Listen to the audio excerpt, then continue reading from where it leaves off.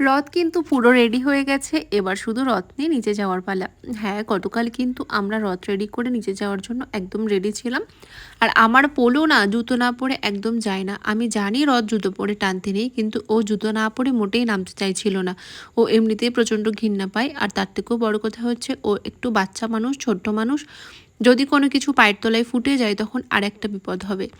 তো তোমরা যারা যারা এই ধরনের কথা ভাববে বা কমেন্ট করবে তাদের আগেই বলে দিলাম, তোমরা কিন্তু কেউ এটা নিয়ে বাজে মন্তব্য করো না। আর বাচ্চাদের মধ্যেই তো ভগবান বিরাজ করে, তাই না? তাই ওদের কোনো দোষ হয় বলে আমি মনে করি না। তাই আমি কিন্তু আমার ছেলেকে জুতো পরিয়েই নামিয়েছিলাম।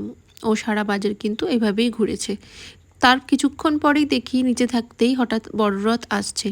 তো যেহেতু বড় রথ আসছে তাই পোলোর বাবা কিন্তু তখন ভালো করে লক্ষ্য করলে বুঝতে পারবে, জুতো খুলেই ওকে নিয়ে রথে দড়ি টানতে গেছিলো। আমাদের বাড়ির সামনেই যেহেতু রথ যায়, আর আমাদের বাড়ির সামনেই একদম বাজারের মধ্যেই কিন্তু দোকানপাট সবে বসা শুরু করেছিল। দেখো পোলো ওর বাবার সঙ্গে রথ টানছে। যেহেতু আমি ওপরে চলে এসেছিলাম তাই আমার আর এই রথটা টানা হয়নি। আর ওইদিকে দেখো জিলিপির দোকান বসে গেছে, আর ওই দেখো রথ কিন্তু চলে যাচ্ছে আর বাজারের একদম মধ্যে। আর এদিকে পোলো রথ টানাও কমপ্লিট, ও বাড়ি চলে এলো। চলো টাটা বাই।